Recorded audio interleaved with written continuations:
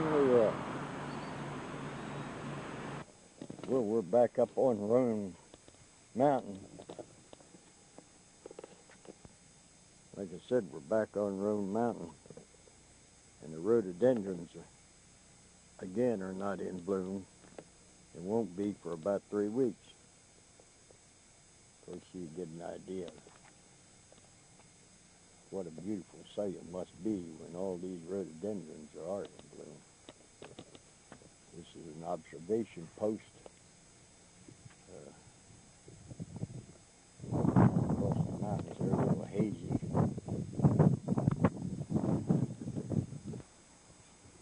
Here's a pine, spruce maybe, moss-covered trunk.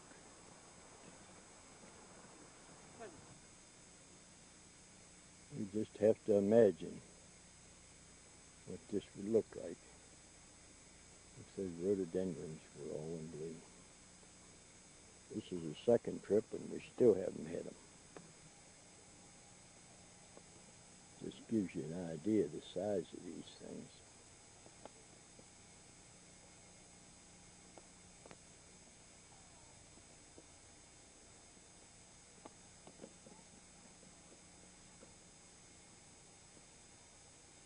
Of course, here you can see the buds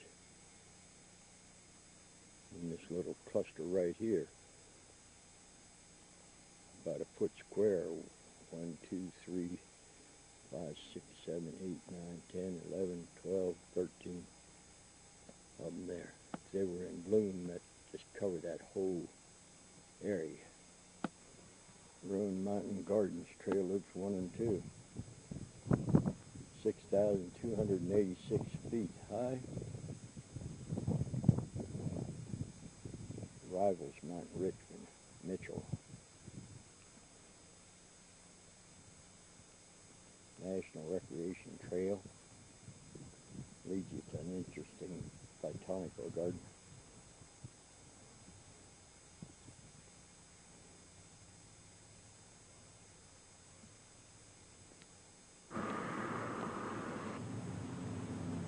Well, we have to have a picture of St. Margaret Mary Catholic Church.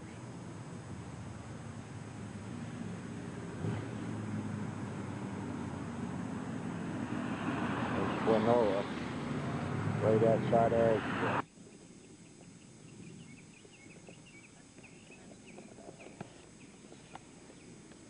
We're at the Winona, St. Margaret's Catholic Church. St. Margaret Mary's Catholic Church. And we're doing a little politics. Well, Margaret's now taking a picture of the church. Very pretty. Apparently they do a lot of work by volunteer members of the church. Announcement they made Sunday or Saturday evening when we were here for Mass. Said they would meet the following Saturday morning at 9 o'clock for Mass, and they would plant flowers, and they'd like for anyone that thought they would be able to come to sign up so they'd have an idea of how they could disperse the work projects. The sign says Rosemont welcomes you. So, I don't know if this is a community or in Winona, or just exactly what it is. Very nice, modest, clean cut.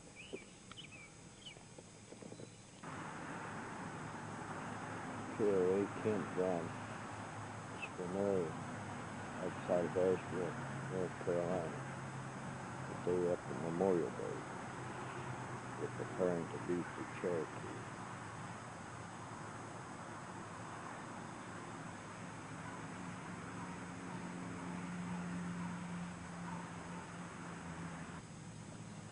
we're in KOA campground outside of Cherokee. We're on the Cherokee reservation outside of the town of Cherokee.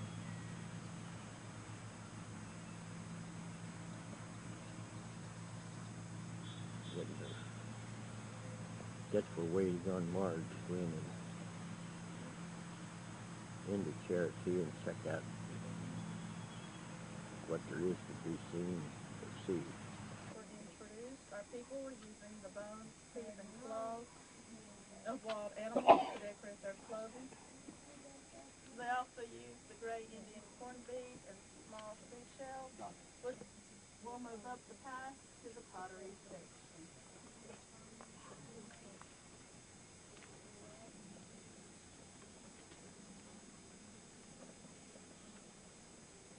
The ladies here are working with native clay. This is found under the topsoil along the rivers in this area. In making their pots, they can use two methods. The first method is the core method. They will make a flat disc of clay, and by placing one coil on top of another, they will build the pot to the desired height. The second method is the ball method. They will shape the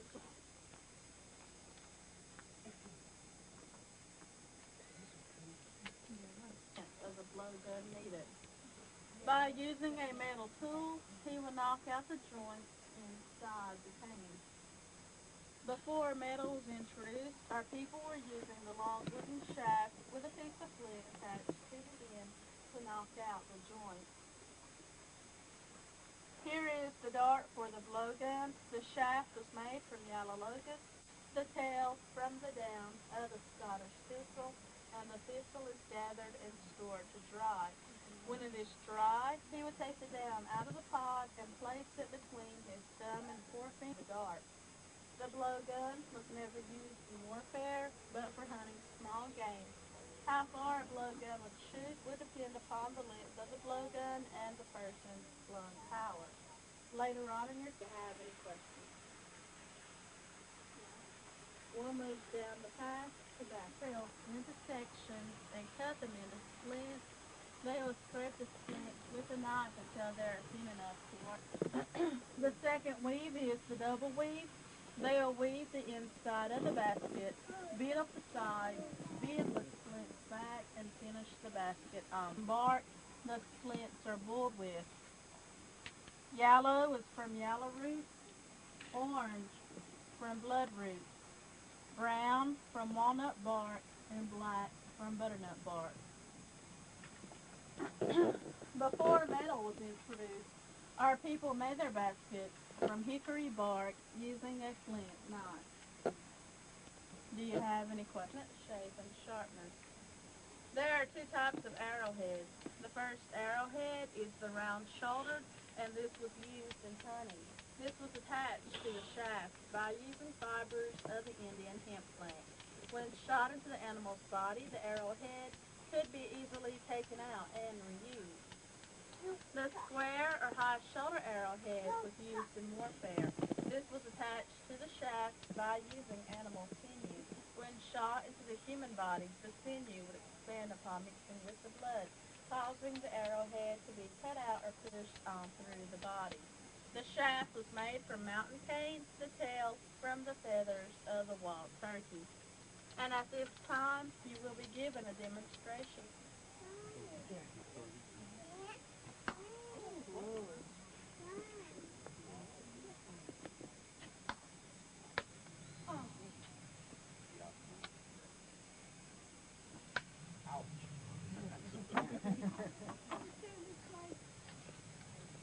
Our next stop is down the path.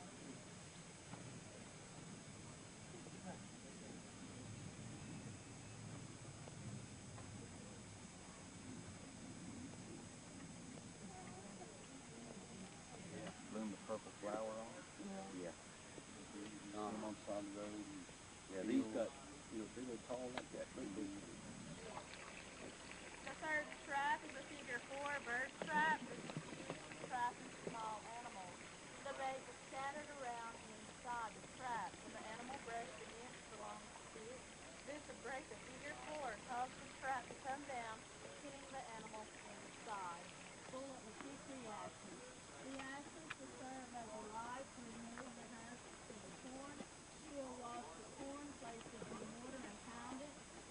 family of 5 or 6. Notice the cabin above. This is the type of home the Cherokees lived in during the as possible. Notice that the trade items with the settlers. You may have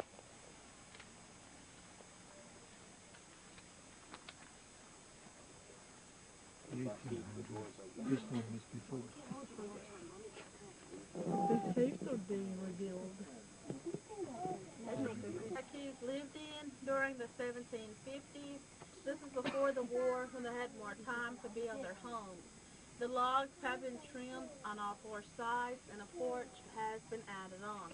The clay between the logs would have been mixed with animal hair or straw to keep it from flaking off after drying. The loft inside, it extends all the way across the room. It was used for sleeping quarters for the larger family. The cabins were copied from the settlers, and later on in your tour, you will see a small-scale model of the original.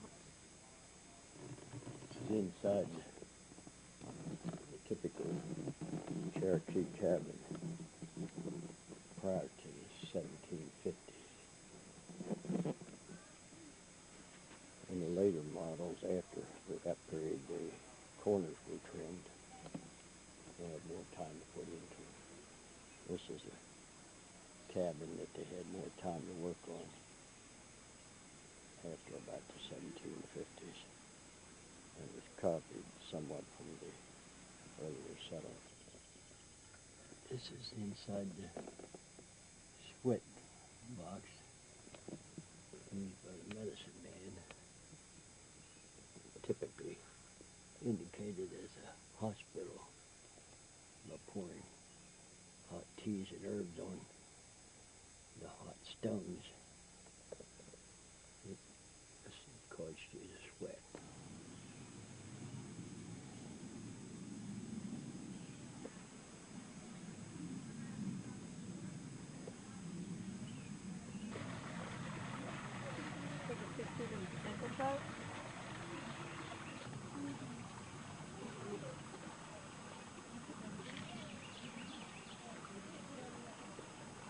This is a big fish.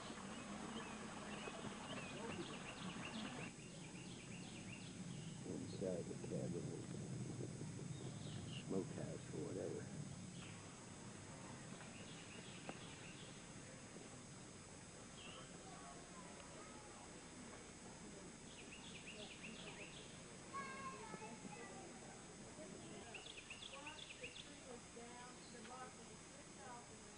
Using the burning method with metal tools, it would take 2 to 3 weeks. The average canoe was 30 to 40 feet long, 2 to 3 feet wide, and it held 10 to 12 men who rowed in a standing or kneeling position. To move the canoes along, they would use large poles, which would reach the riverbank or the river bottom. The canoes were never used in warfare, but for fishing and transportation, and the canoes were village owned. Would have been replaced with a stone which would serve as a weight. It would work in this manner.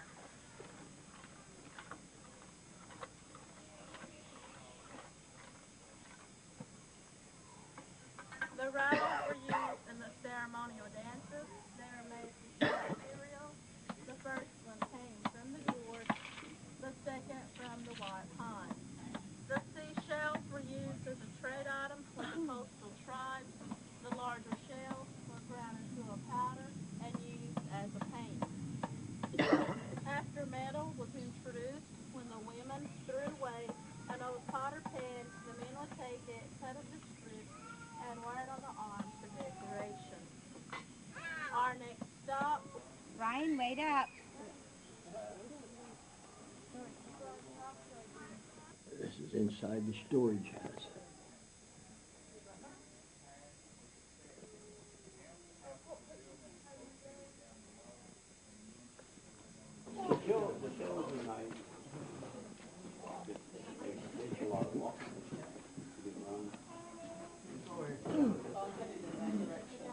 I'd be afraid to come in. Back to 1540 when DeSoto came through Cherokee territory. Also, at one time, Cherokee territory covered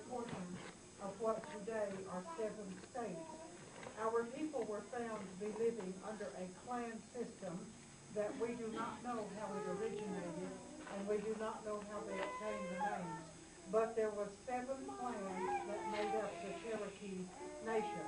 The same 7 clans were in every Cherokee village.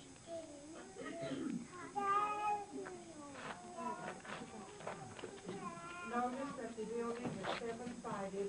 Things of that nature all took place here. The main square ground comes from the square mound of sand you see here.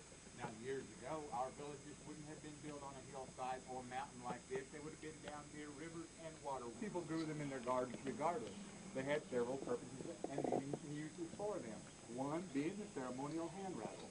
Once this gourd was grown and dried, the end would have been cut off. The seeds on the inside or the eastern woodland terracing native to this area.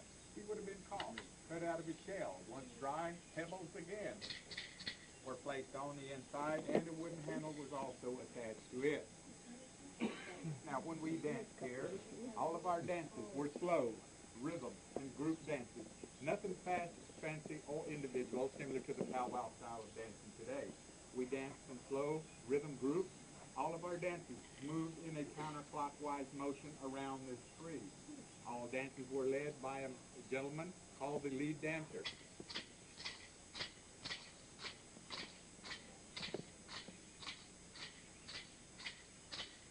We had another small set of rattles called leg rattles or legs that ladies or women of the tribe would wear from time to time, and they alone. Now, these leg rattles were made by taking a large piece of buckskin or animal hide, such as you see here. And there would have been anywhere from 1 to 7 small turtle shell rattles attached to it. The number of shells determining which clan the lady came from or represented. She also would have had a pair of these, and when she danced, she was up at the front of the group, just behind the gentleman with the hand rattles at all times. She also would have had a pair, and they would have been tied below the knee similar to that. The movement of her feet as she danced probably dictated the sound these old rattles might have made, maybe sounding a little bit like this.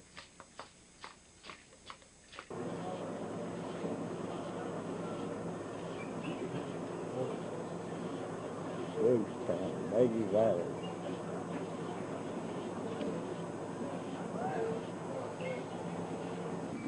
Well, we're on this ski lift going up to the ghost town. I understand they shoot you off with these chairlifts.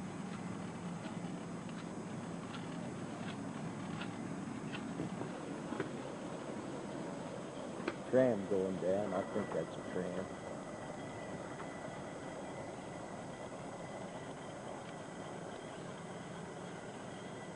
This is probably the only picture we'll get of a bear.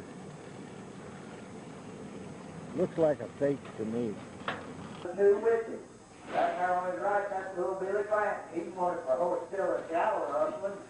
Sitting here on the left, that's John Wesley Hart. I heard he once shot a man in his sleep for snoring. Well, we're coming up the street, looking in all the doors and windows. I reckon they want to make sure Marshal Bill Slaughter's nowhere around.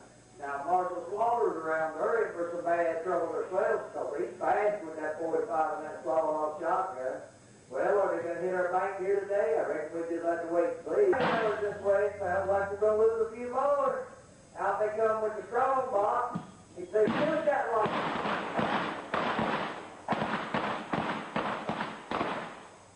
Do a bit of stuff to the matter of black here. Well, watch Frank, Marshal. He may be out of ammunition, but he's still got that big Bowie knife. Oh, he just had to go for that Bowie knife, but he wasn't quick enough for our Marshal Bill Slaughter and that swallow-off shotgun. Folks, when he uses that shotgun, he never misses. Now, I do hate to mention it, but we do have one greedy individual in this town, and if he's heard all this shooting commotion, I got a feeling he'll be coming for. He's the richest, greediest man in town. He's counting his money already.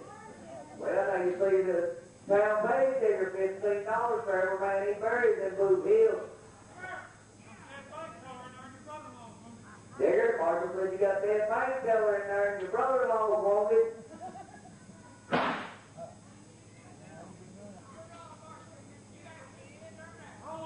You're wrong, Marshal. You got 2 dead in there now. Well, Digger, just what was your brother-in-law wanted? In his foot. Well, what do you mean he wouldn't live?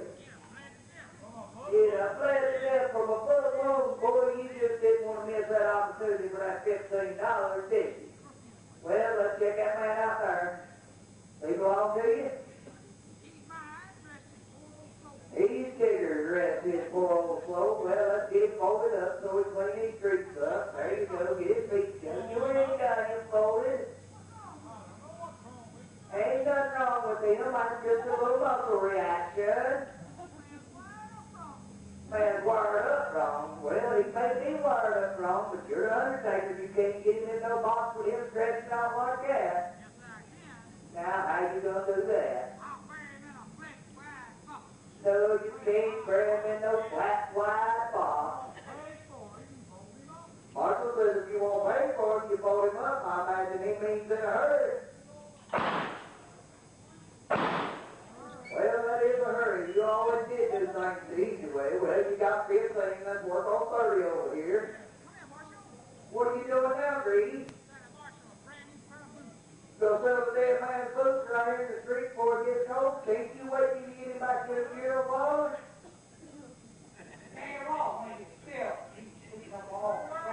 Oh, he can't get them boots off once he gets stiff, and he's setting up awful fast. Well, you just go settle sooner or later. How much you want for? $3. Marshall says he give you $1. They got holes in them. Ain't no holes in them boots. I said they had holes in them, Digger. Now them boots is plumb full of holes. $1 cash. Digger never could turn down a cash deal. Well, you done sold the man boots for a check that it belongs to you. Well, the guy's gonna get away, boots and all. Now wait a minute.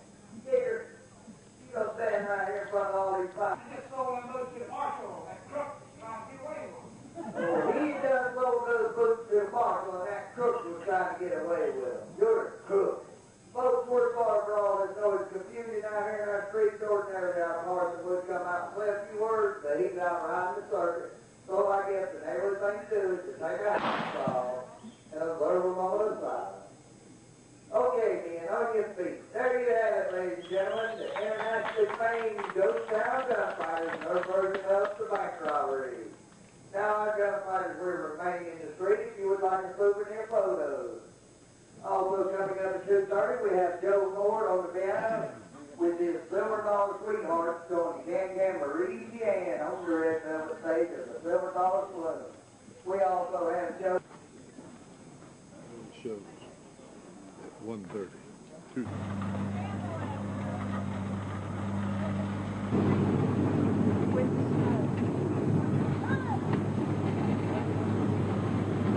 Find out last night why women.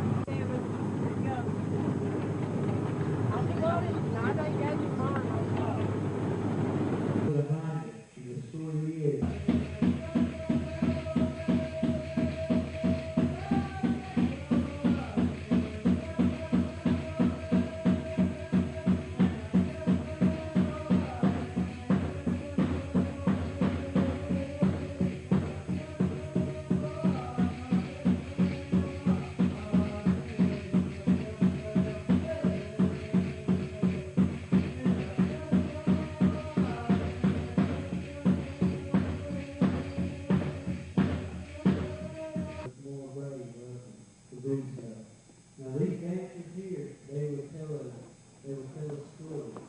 So you people figure out and see what this story is. Alright?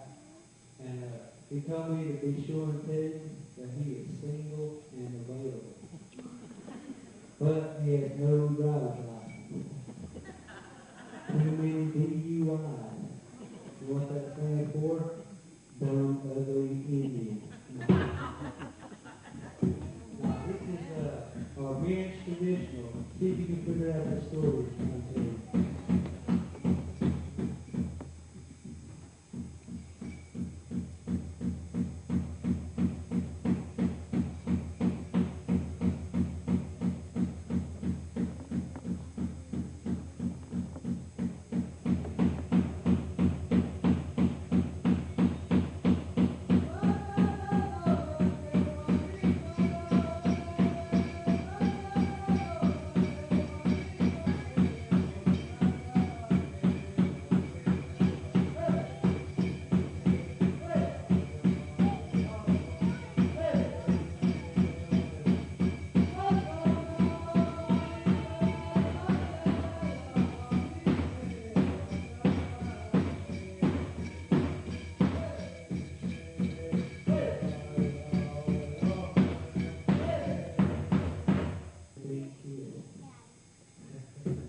it's like around but anyway, this young man, though, he has a lot of heart, ladies and gentlemen, I'm telling you. I really respect this young man because he's doing this thing because of his uncle. His uncle is crippled. He's like that young man I was telling you. He is crippled. He can't do this thing. So his nephew, he's doing it for him. I'm really proud of this young man. This is for me and Craft Band.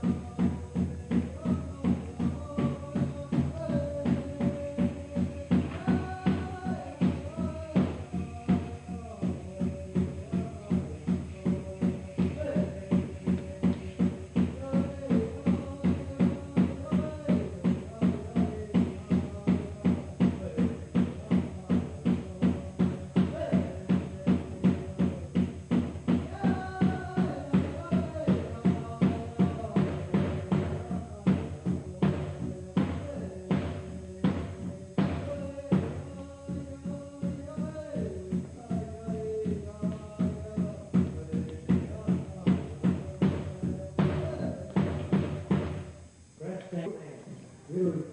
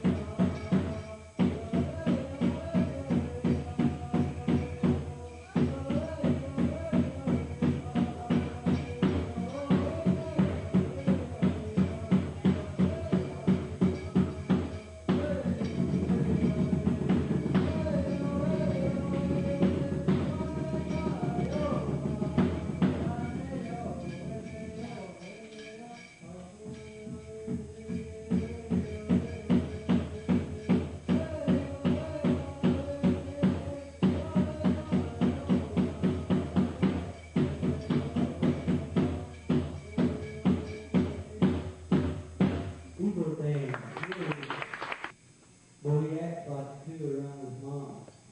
He's a big mama boy. Ain't that right? Yeah, me and his mama was talking the other day. See, he got his...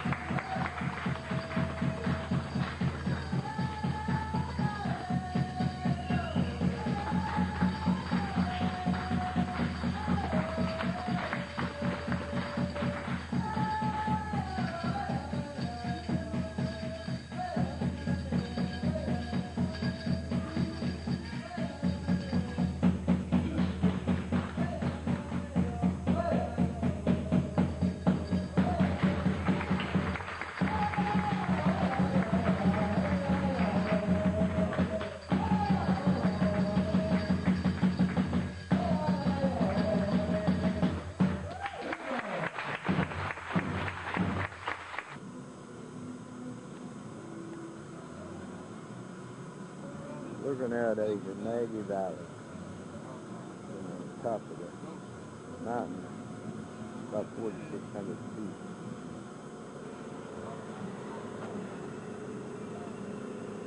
in the ghost town. Where the incline or ski lift up. Oh, gunfight. There we are. Got her back in focus. My battery went down. Nice view.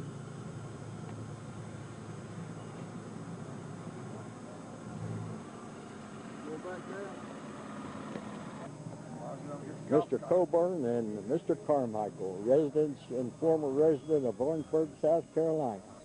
Mr. Coburn built this, what would you call this? Ghost town, but I mean, anyways, it's a very interesting and exciting place to be, and I enjoyed the trip up the mountain, and then to find this here was added. Thank you very much. Okay, you're all right. You're on Now, this is Don Gardner and Mr. R.E. Coburn from Orangeburg, owner of Maggie, of the ghost town in the sky at Maggie Valley, North Carolina. And he has done a magnificent job here. I'm sure he makes a lot of children very, very happy. Thank you very much, sir. All right, sir. Thank you.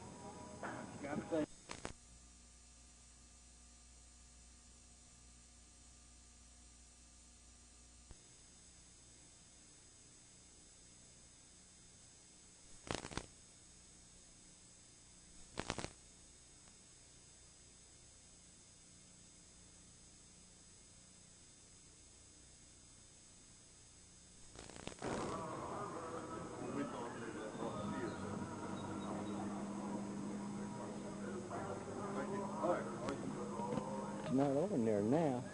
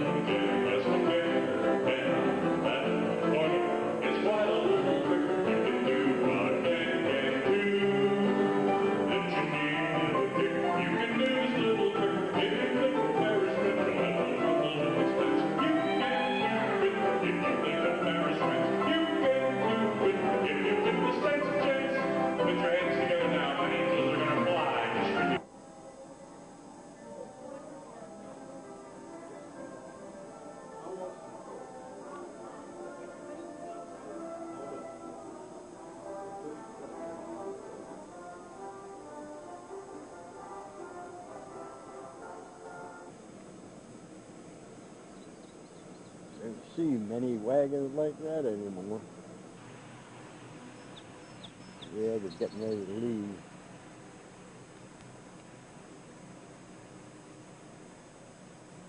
Take another picture.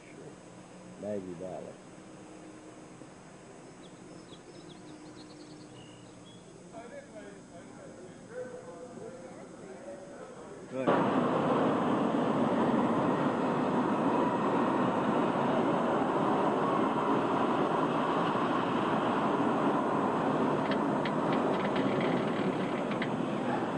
Well, they just came down off the mountain on that thing. That's a quick way.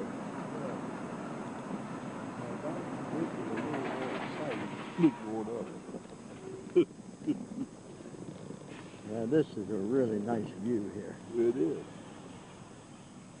We're riding the ski lift down. It is a ski lift, but there's no place to ski up here. It's just another means of getting people up this mountain to Ghost Town. Well, the ski thing is right around the bend there, you see. Oh, is there? Yeah. Yeah, But that's not the purpose of this. oh, is it? no, not this lift. This is scaring me to death. Of course, you're kidding. Aren't you? Yeah, I hope no airplanes come over. It's pretty neat. Now, this is a pretty good shot right down here. Yes, it is. I'm going to have to get a copy of that film. I'd say that's about an 89 degree slope. It'd be steep, very steep. I guess if a fella come down here fast enough, when you leave that part up there, you could probably land on the parking lot. That's right. There's your bear. Yeah. Yeah. We're safe from him. You better watch out. He might reach out and paw you.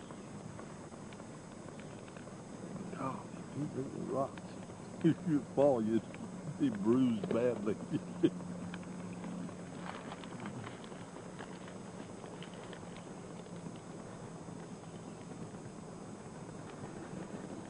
No wonder Margaret didn't want to do this. Well, I didn't expect that she'd want to do this. But I did think that they have buses going up.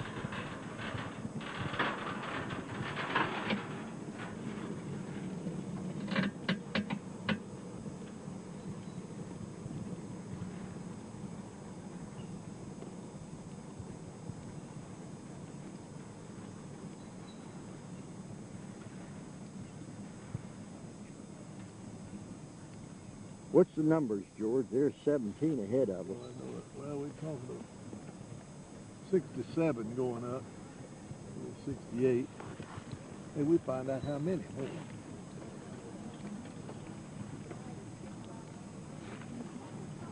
Seven. There goes the incline. 72.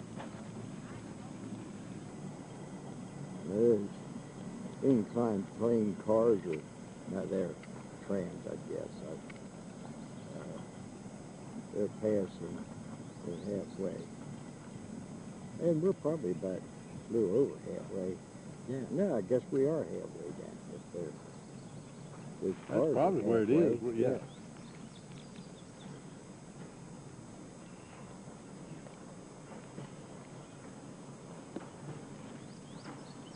96. Yeah, there's a jet off this thing that they won't stop. How about you ride around? No. When you come around the next time, I'll take your picture. Well, you jump off now, run down there and take the picture. You slide down the table.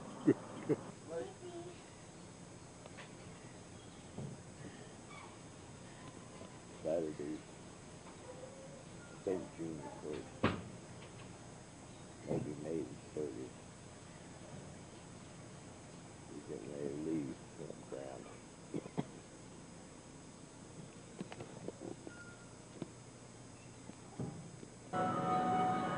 We're in Atlanta.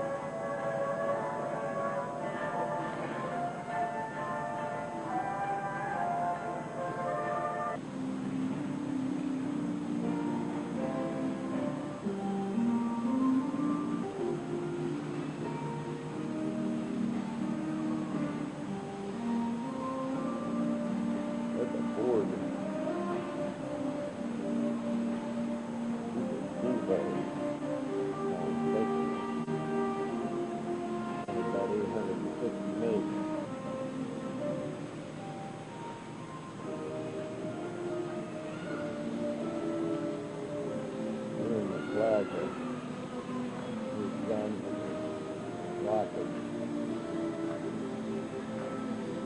the Coke building.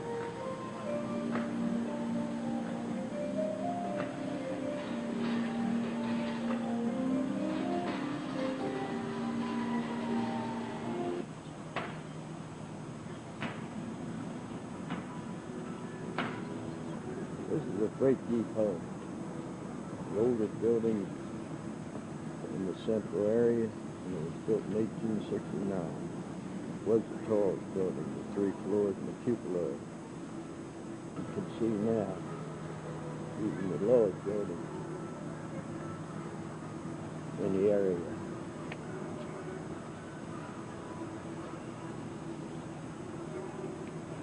Are much higher.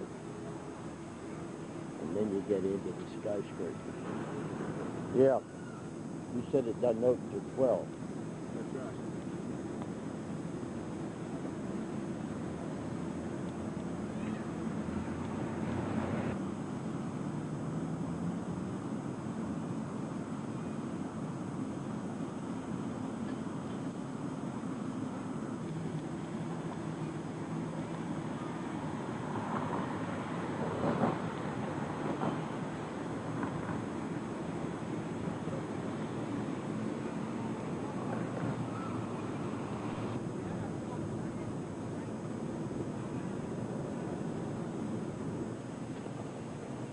Standing at or near the site of the Union Railroad Depot, center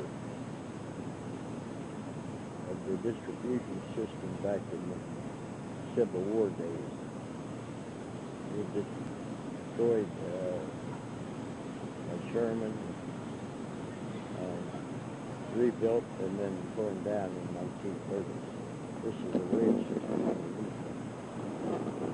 I don't know what that thing is.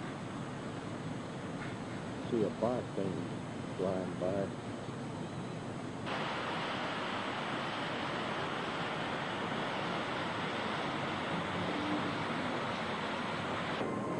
We're in the underground now. We're laying down. 1925. 6-cylinder shop. 3.5-ton truck.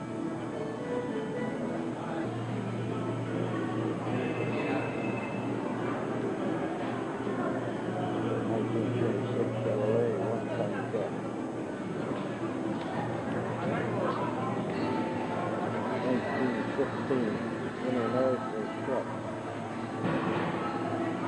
One of only 99 was made.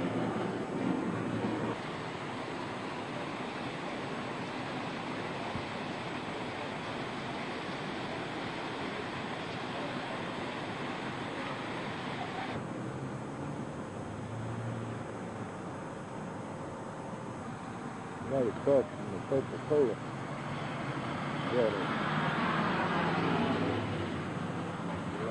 Money Fire Church and the Golden Dome building is, I think, is the Capitol.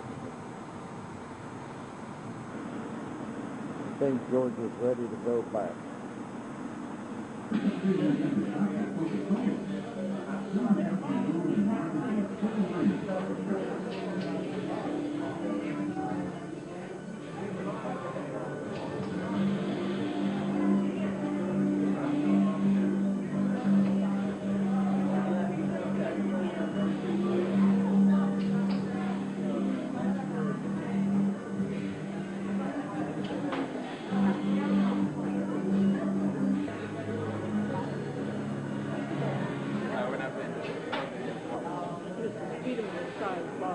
Yeah, I was thinking that when I looked.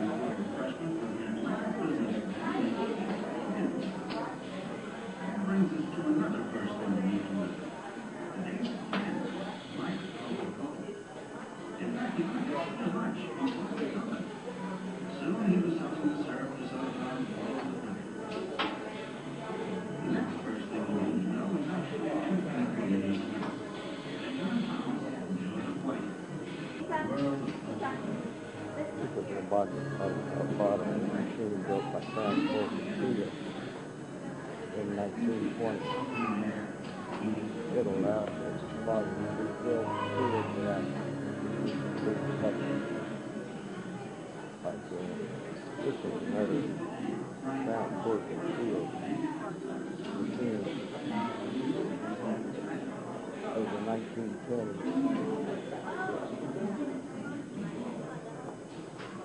Mold, early mold producing those much. This is the old bottle.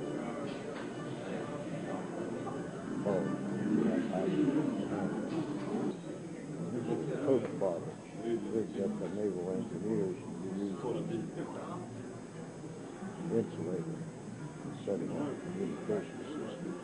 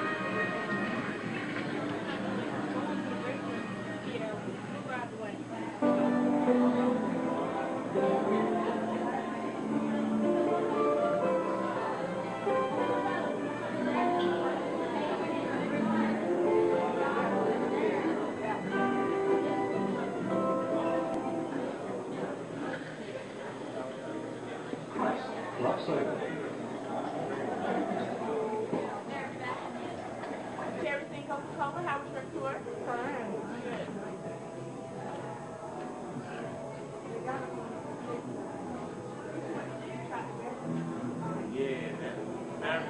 Good.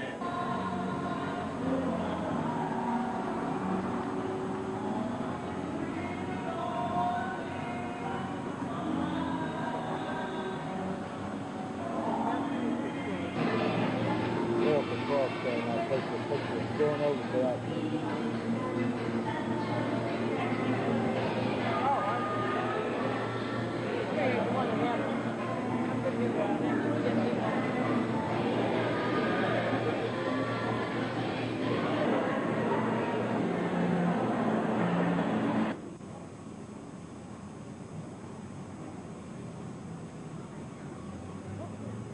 You mind if I take a picture?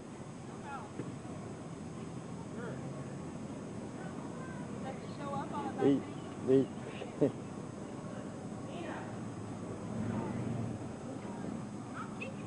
You're quite a pretty young lady, even under all that paint. Hey, thank you. Oh yeah, it's spectacular. They got music and fireworks. There's one little mirror up there too. You can see it. And you can see it well from any. Oh yeah, yes, anywhere on this green up here.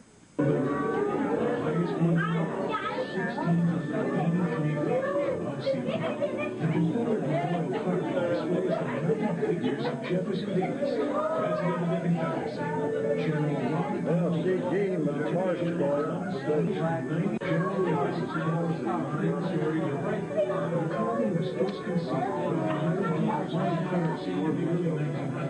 The project was tackled by several deacons called and was dedicated in May 1970. Plants and animals that live in small pools of water and surrounding areas. Staff, enjoy your visit.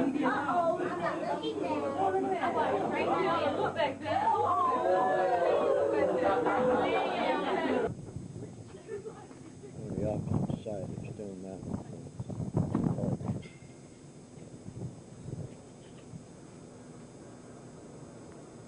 Looking out over. I guess this is the area of Stone Mountain State Park.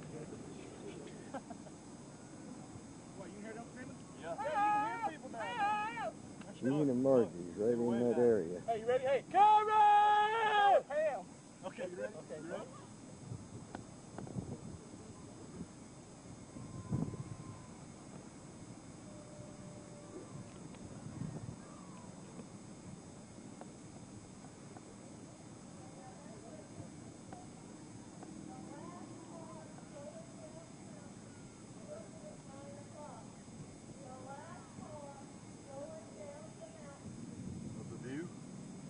No, you'll not get much with that I camera. wouldn't think so either.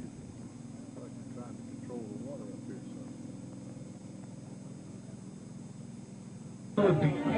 Fishing in our throughout the park, including the commons of the golf clubhouse, the waterside at Evergreen, and the Mountain View nationally recognized historic trail. Again, thank you for riding the Stone Mountains. There's the power equipment and the cable car, sky lift, whatever run by. That's the last part going up. Battery gone? Battery gone? No.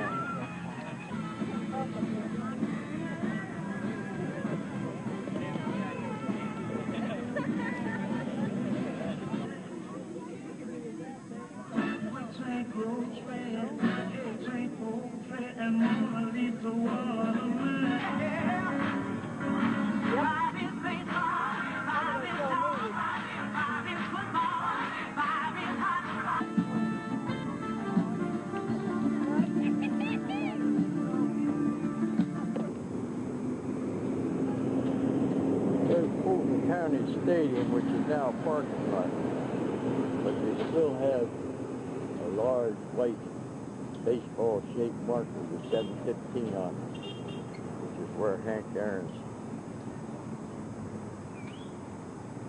ball went over the fence to break Babe Ruth's record. This is Turner Field. You see all the activity around here.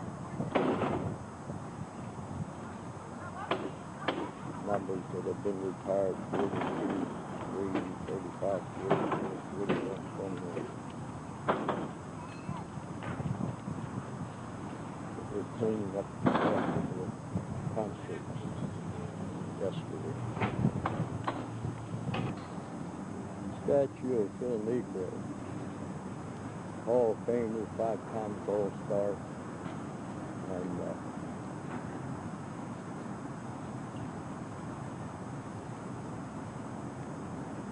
winner of 318 games. Hammerin' Hank Aaron, in honor of his 715 home runs. I don't know what this is yet, but I'll put it on. There's George Carmichael pointing out where he hit his longest ball. 586 feet from home plate. And they can ticket when the Turner Field. Sure.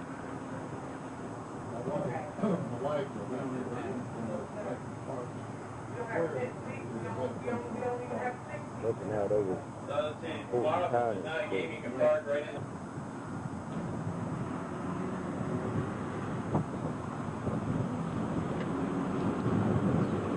We're near the museum entrance. Taking some pictures. Got to take a picture of Scouts Alley. You probably can't hear what I'm saying. We got wind blowing, but you can see it. This is Jackie Robinson's number. It's an honor of the whole stadium. Given well deserved. This is Dale Murphy. Holds a multitude of Atlanta records. And had indicated at one time that he preferred to finish his career here. However, he'd be willing to accept a trade for the good of the team. Taking pictures. Night after the concert, Atlanta Braves are away, and we expect to make the tour of the stadium tomorrow. So, we're just walking around, seeing what trouble we can get into. And Hank Aaron is 715 on the board, and that's the back of the main scoreboard.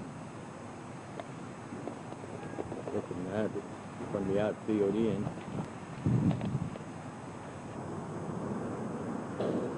Looking at the old scoreboard in the corner of Fulton County Stadium. Okay, we're in the KOH off of 175 south of Atlanta. Been here since Saturday doing Atlanta. See, George is up there and there's two others in between us. Not often we're not camped together. This is not a bad campground, but it's mainly for travelers. Few of them stay, like us, for 2 or 3 days or 4 or whatever. Doing Atlanta, and I guess the majority of their business must be people that stop overnight.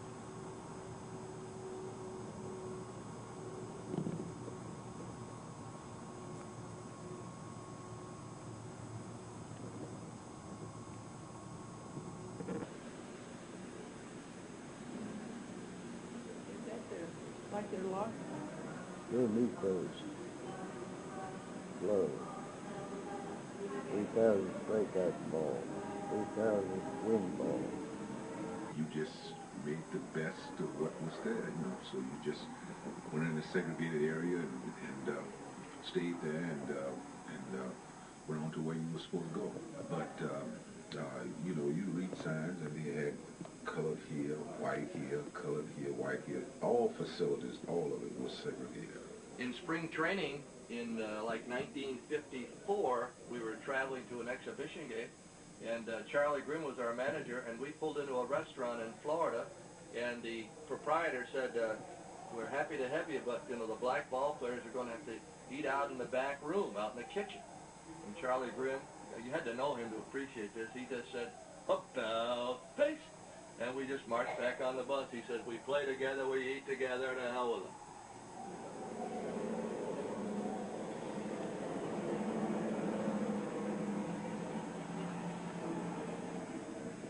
In Milwaukee, we trained quite often from 1953 through 1956, but we did have some plane flights. But when the Dodgers moved out to Los Angeles in 58, the Giants moved to San Francisco, that was almost a key to, well, at the end of taking training. It seemed like everybody started to fly just about everyone, and after they moved out to the coast.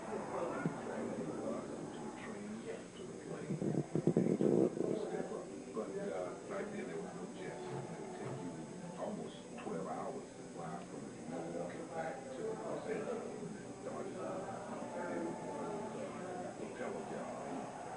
There were a lot of stories that came off the train that made interesting reading for any fan who liked baseball. So I think that you missed it in a way, but you knew that eventually that thing was going to be improved and that could improve. All right, we'll be we have some people in the restroom, so they get finished. We're gonna stop.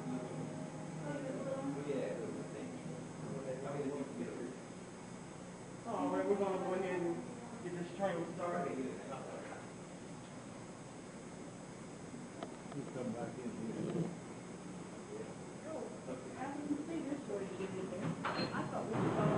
This was the track during the Olympics with the 3 helicopters.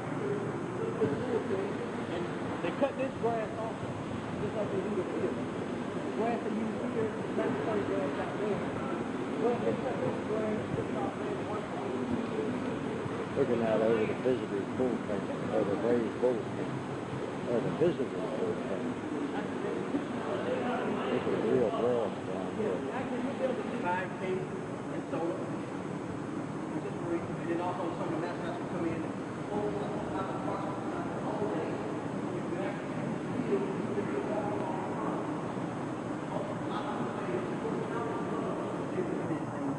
I highly recommend it. Bullpen, we had lunch yesterday. This is actually called Bermuda GN1 hybrid grass.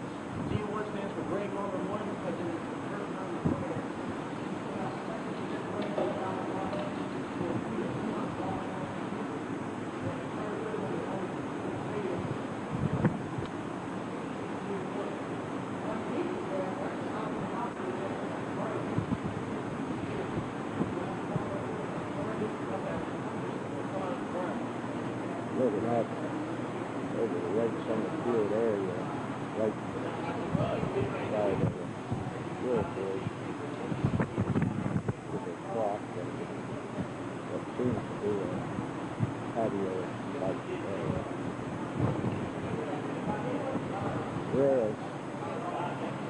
West Norman there, West Norman Farm in Florida.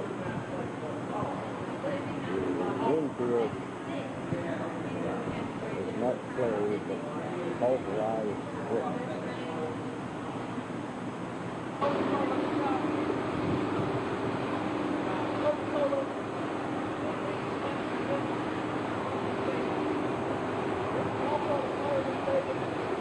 Paul McGuire gets the foul for it. Now this is only a good market penalty because the ball has to be fair. It has to be a home run. Fully reverse it, and everyone's not going to. You're going to walk down this road, you're going to come out and take it.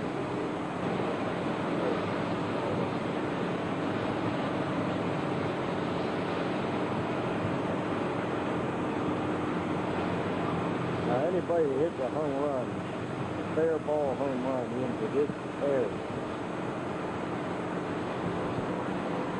is $1 million winner. Of course, it has to be a fair ball. That makes it a little tougher because it's not all in fair territory.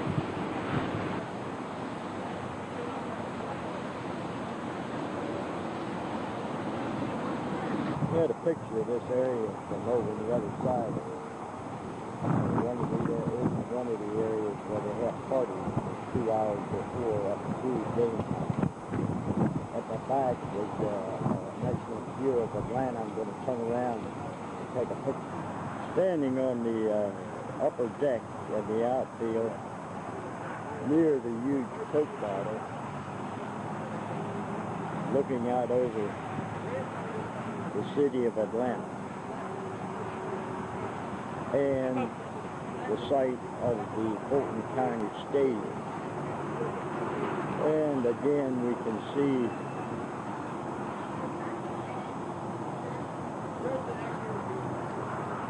This is what you didn't see at Camden Yards.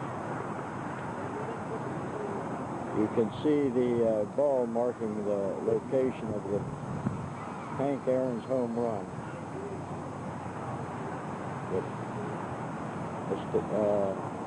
Over 715th over home run, which surpassed Babe Ruth's 714 and made him the home run leader of all time.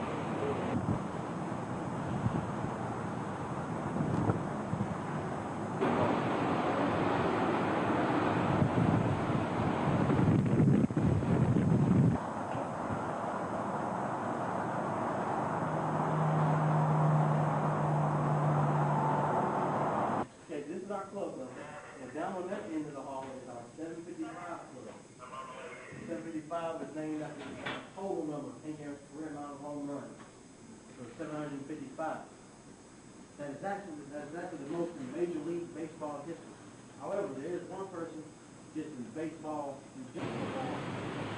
Each week pretty much looks the same. Some maybe have a bigger outside, but some may have a bigger inside area than others. But you pretty much yeah. Right. Give the big dramatic mark.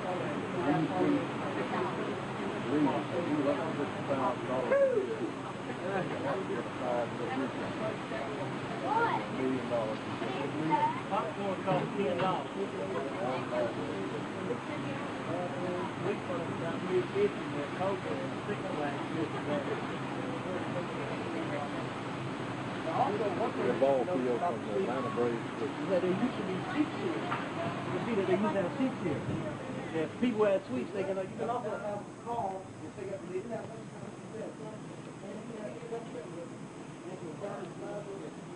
When you wash your hands, you can watch the ball game. I swear on TV that field looks like Gary's doing every time. Keep the cool out there. Don't get anyone you keep bugs on. Yeah, this actually is next to the middle of the 735, so underneath the home profile, that outside balcony area behind that glass, that's all 735 foot. And of course, the membership, 155 for $500. That's just your membership. Yeah, right, me too. sit here forever.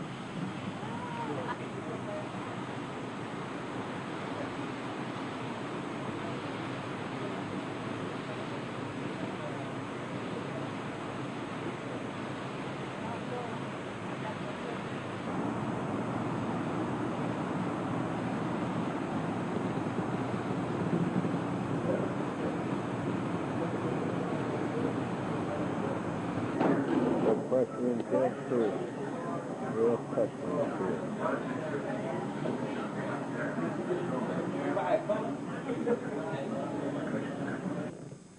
Okay, generally in this room you have about 6 people. Per game you have your 2 announcers, you have a statistician. The statistician just helps them with their information. Of course they know pretty much everything there is to know about baseball. They've all been in it for 30, 20 years. But you can't broadcast a game and look up stats at the same time as they do. It's just one system. So watch out for fly balls so they can't come up here also. Yeah, one come up here, and if you're sitting down in the dugout level seats, you have to pay attention for foul balls, line drives, broken bats. But if you're not paying attention down there, since you're so close to the game, one of them will come up and talk to you. Of course, this room is equipped with there. That's not my... This one, actually, he sits here and he brings his own microphone, and he has a telephone where he can actually call where everyone can be in communication with everyone here. And actually, he's probably one of the most important people in baseball, because you're not in the game unless he announces you. On the live or hometown media, when they have to do interviews, when they have to do interviews after the game, there's sometimes they sit up here and watch the game before it's time for them to go down. And this is our statisticians, another statistician's table right there. And once again, you can see TVs where everyone can see the game. And they also have 2 monitors down here for see, so they can also, so the press can see and they can know who's about to come into the game. There's clubhouse there, 20,000 square feet. This is a tunnel underneath.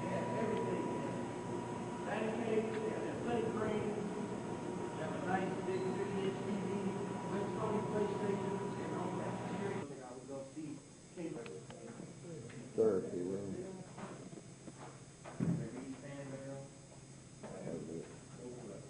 Free locker room system. Now I can go out. Now I can get out of here and let everybody now let everybody else get in there. Still, laundry room. Those are dirty laundry. Fred's locker room. No, actually, not as good. No, it's not. So locker room is good. And actually, if you notice how this is done in the keyhole type fashion, how it's rounded out. Right. Or the reason they round it out is because in baseball, corner lockers, bad luck. So no one pretty much has a corner locker. So they have some auxiliary lockers down there. But for the most part, nobody really has a corner locker because it's virtually in a circle. Right. Now, you go to the visitors clubhouse, square. Oh, yeah. They have tournaments, right?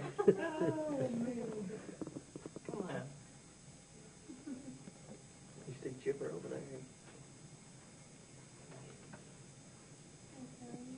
I don't see hot. What's his number? Huh? I don't know.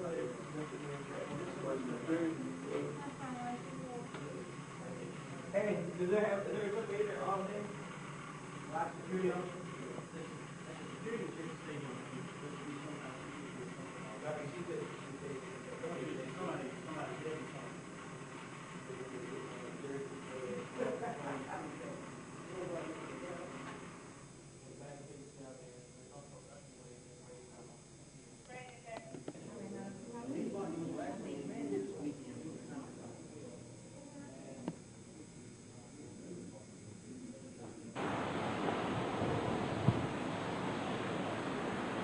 On the warning track down along the right field line, headed towards the Braves dugout.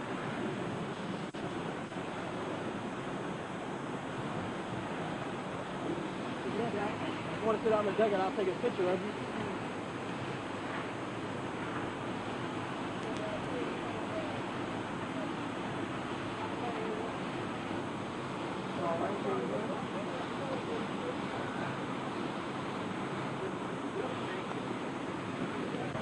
I'm just getting your picture. This is Don and Margaret sitting in Bobby Cox's seat in the Atlanta Braves dugout. Grab that phone, Don. Get Bell South down here. Come on, let Bell South take over. There you got it. He gets Bell South. He's getting one in from the bullpen. Taking the call to the bullpen. We're just leaving the dugout.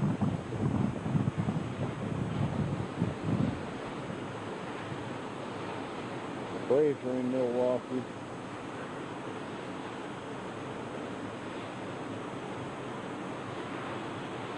Been a very nice tour. I'd recommend it to anyone.